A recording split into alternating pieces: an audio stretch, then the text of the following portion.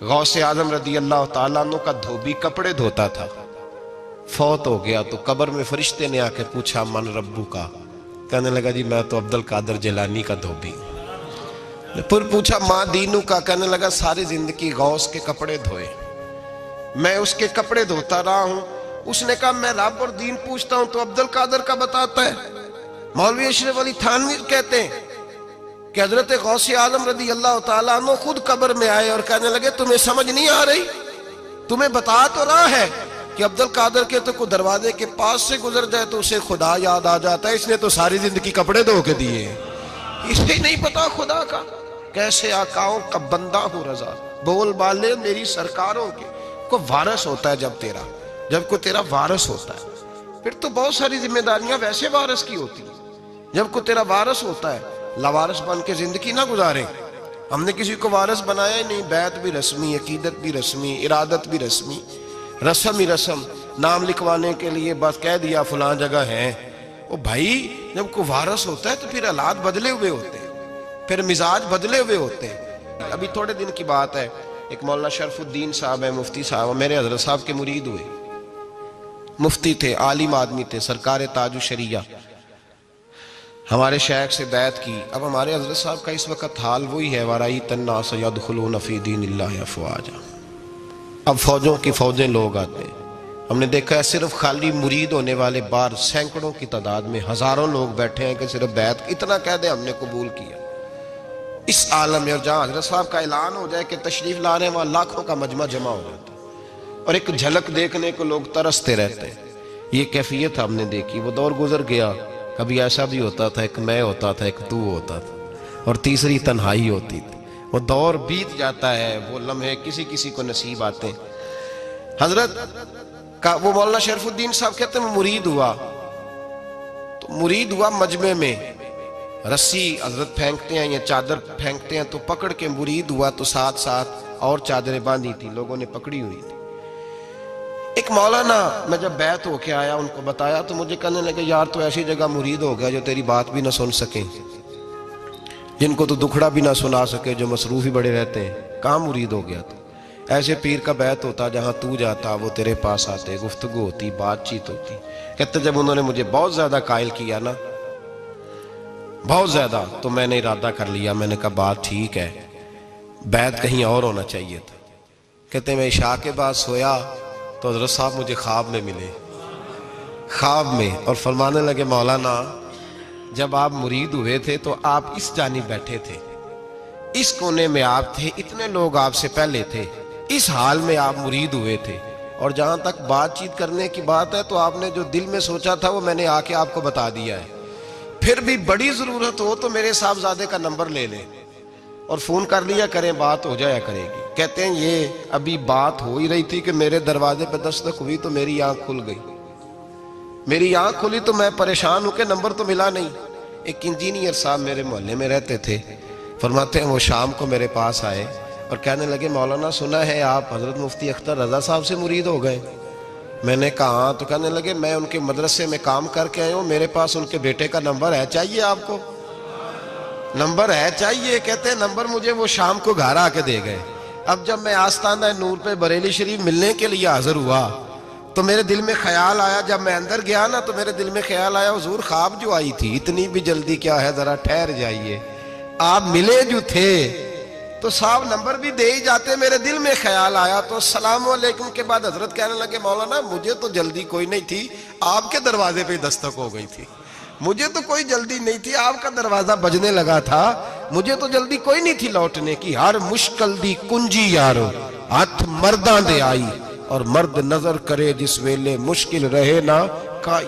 बस लोगों ये याद रखो और इस पे अमल करो, अपनी निस्बतों को मजबूत करें। हमारा तो जैसे दिन का उजाला चमकता है ना, चमकता है दिल का उजाला, जैसे नया दिन चढ़ता है हमारे लिए तो एक नई रोशनी लेके आता है।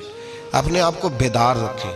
सूरज अगर बाहर पूरा निकल आए ना तो जो आदमी आंखें जोर से बंद कर ले उसे कोई शय नजर नहीं आती, पूरा सूरज निकला हुआ भी हो। सूरज उसे नजर आएगा जिसकी अपनी आंखें भी खुली होंगी। तो आंखें ही नहीं खोल रहे, तो आंखें ही नहीं खोल रहे, आंखें, ये शिकवा आंखें ना खोलने का है, आंखें ही नहीं खोल रहे तो सूरज कैसे नजर आएगा। बात जरा सख्त है पर चलो आप मेरे अजीज हैं, कर जाता हूँ। मुल्ला रूमी रहमतुल्लाह ताला अलैह फरमाते, मुझसे एक शख्स ने कहा कि नबी पाक सल्लल्लाहु ताला अलैहि वसल्लम अगर सिराजम मुनीरा है तो नजर क्यों नहीं आते?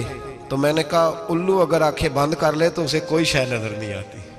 आंखें बंद कर ले तो उसे कोई शय नजर, तो आंखें तो खोलना, आंखें खोल। यहाँ मैं अपने कमरे में यूं पर्दा आगे करके लाइट बंद करके बाहर शोर मचाऊं, सूरज कोई नहीं, सूरज कोई नहीं, तो मुझे कोई बंदा कहेगा पागल इस तरह कर, बाहर निकल, इधर आ, तुझे दिखाऊं सूरज है कि नहीं, तेरी तो अपनी आंखें बंद है। इकबाल कहते हैं, दिले बीना भी कर खुदा से तलब, आंख का नूर दिल का नूर नहीं, अंदर की आंखें खोल। अंदर इतना अंधेरा है तो बाहर कैसे नजर आएगा? तो लोग आंख ही नहीं खोलते, दाएं बाएं देखते रहते हैं। निस्बत को मजबूत करें। रब तो फरमाता है, हबीब तू मौजूद है तो मैं काफिर को भी अजाब नहीं देता। अब यहाँ खालिस निस्बत का बयान है, खालिस। ये नहीं फरमाया कि हबीब इनके अमल अच्छे हैं तो मैं अजाब नहीं देता। ये नहीं फरमाया कि हबीब यहाँ खाना काबा है तो मैं अजाब नहीं देता। निस्बत की बात फरमाई, निस्बत की। ये नहीं फरमाया कि हबीब यहाँ रोज तवाफ होता है तो अजाब नहीं देता। यहाँ तिलावत होती है तो फरमाया, हबीब तू है, तू है, इसलिए मैं इन्हें अजाब। मदीने में कभी जलजला नहीं आया, पता है आपको? इसलिए नहीं आया कि वहां मेरे मुस्तफा का गुंबद खजरा है। कोई फसल वो बीजते नहीं, कोई फसल बोते नहीं, वो कोई फसल भी, लेकिन दुनिया की हर शय आपको मदीने में मिलती है। जो सबसे अच्छा फल खाना चाहे उसे मदीने में जाके मिलता है, इसलिए कि वहां गुंबद खजरा की हरियाली मौजूद है। दुनिया की हर नेमत मिलती है इसलिए कि गुंबद खजरा जो मौजूद है। तो भाई ये निस्बतों की बात है, निस्बतों की। पुरानी उम्मतों में जब कोई गुनाह करता था तो दरवाजे पे लिखा होता था सवेरे, मेरे हबीब ने दुआ फरमाई, मौला ये मेरे हैं, इन्हें रुसवा न करना। ऐ अल्लाह मेरे हैं, इन्हें रुसवा न करना। तो मेरे भाई सुन लो और याद रख लो, लाखों पाप भी लोग करके आए, सवेरे मुंह धो के निकल आए तो अर्श का मालिक रुसवा नहीं करता, बल्कि कहता है तू मेरे दामन में छुप जा, अंदर जाके जहां गुनाह किया है वहां जाके दिल से सच्ची तौबा कर ले, मैं कयामत में भी किसी को नहीं बताऊंगा कि तूने गुनाह किया। तो बरकत किसकी है? रसूल पाक की। ये बरकत किसकी है? हबीब दो आलम की सल्लल्लाहु। गुलामी का रिश्ता मजबूत करें, गुलामी का वारस वाले बने, लवारस ना बने। लवारसों जैसी जिंदगी ना गुजारे, जहां मर्जी चले गए, जहां मर्जी छुट्टियां कार है, जितने मर्जी टाइम बिताए, जो मर्जी तबीयत में आया करते फिरे, पता ही कोई नहीं, हाल ही कोई नहीं, ये कोई कैफियत नहीं है कोई भी। मुझे एक साहब कहने लगे कि एक पीर भाई पूछ रहा था हजरत साहब का हाल क्या है। मैंने आज के बाद उसने तुझसे पूछा तो बिल्कुल ना बताना। वो कैसा बेटा है, वो कैसा बेटा है जो पड़ोसियों से दाएं बाएं लोगों से हाल पूछता है? उसे पता ही नहीं, उसे खबर ही नहीं, उसे तो लम्हे लम्हे की खबर होनी चाहिए, उसे तो मिनट मिनट का पता होना चाहिए था। वो उसने किस तरह की निस्बत रखी हुई है जिसको हम सायों से पूछने पड़ता है, जरा पता करके बताना हाल क्या है। तू किधर था भाई, इतनी देर हो गई, तूने हाल भी किसी और से पता कराना है? मैंने कहा उसको कहना आज के बाद हाल पूछना हुआ तो खत लिखे, मैं भी जवाब लिख दूंगा, बात खत्म हो गई। जब दूर दूर जो रहना है तो ठीक है, फिर इस तरह ना तो खुदा है ना मेरा इश्क फरिश्तों जैसा, दोनों इंसान हैं तो फिर क्यों इतने हिजाबों में मिले। और उसने कहा था अब कि हम बिछड़े तो शायद कभी ख्वाबों में मिले, जैसे सूखे हुए फूल किताबों में मिले। ऐसा काम न करें कि वो अंदाज ही बदल जाए, अपने आप को, अपनी निस्बतों को मजबूत करें। अल्लाह तबारक व तआला से दुआ और इल्तिजा है कि अल्लाह करीम हमें निस्बतों की मजबूती अता फरमाए, और अल्लाह तबारक व तआला हमें ये तौफीक दे कि हम समझ जाएं इस बात को कि असल बात है क्या, और असल की मजबूती कितनी ज़रूरी है, असल तक पहुंचना कितना ज़रूरी है। और ये भी याद रखें, अम्मा जब नाराज़ होती है ना, जब अम्मा नाराज़ होती है तो कहती है बस निकल जाते, फटाफट निकल गई, दौड़ जा, कोई ताल्लुक नहीं। अब्बा भी कहता है आज आया तो टांगे तोड़ दूंगा, हाल ही कोई नहीं। और वही बेटा जाके 2 मिनट पैरों में बैठता है, कहता है मैं तुझे पता ही नहीं मैं कितनी टेंशन में था। तो वही अम्मा बाहर निकल के पहले बढ़ के मार रही होती है, हद कर दूंगी, फिर वही अम्मा कहती है बड़ा परेशान है बेचारा। ये कैफियत है, अपने आप को सही करें, अपनी निस्बतों को मजबूत करें, अहकामात पे अमल करें, महबूब की गुलामी तगड़ी करें। ये जो सुस्तियाँ हैं, कोताहियाँ, इनको दूर करें। जिंदगी का लुत्फ आता ही तब है जब आप पूरे तौर पर अपने आप को चाको चौबंद करते हैं। अगर थोड़ा कर लिया, थोड़ा छोड़ दिया, 1 पढ़ ली, 3 रह गई, 3 पढ़ ली, 2 रह गई, ये लुत्फ नहीं है, ये जायका नहीं। अपने आप को मजबूत करें और पूरा मजबूत करें, पूरी अपने अंदर जो है वो जौलानी निस्बत की पैदा करें। बस ये दुआ करें अल्लाह जब तक जिंदा रखे गुलामी में रखे। और मारे तो गुलामों जैसी मौत अता फरमाए।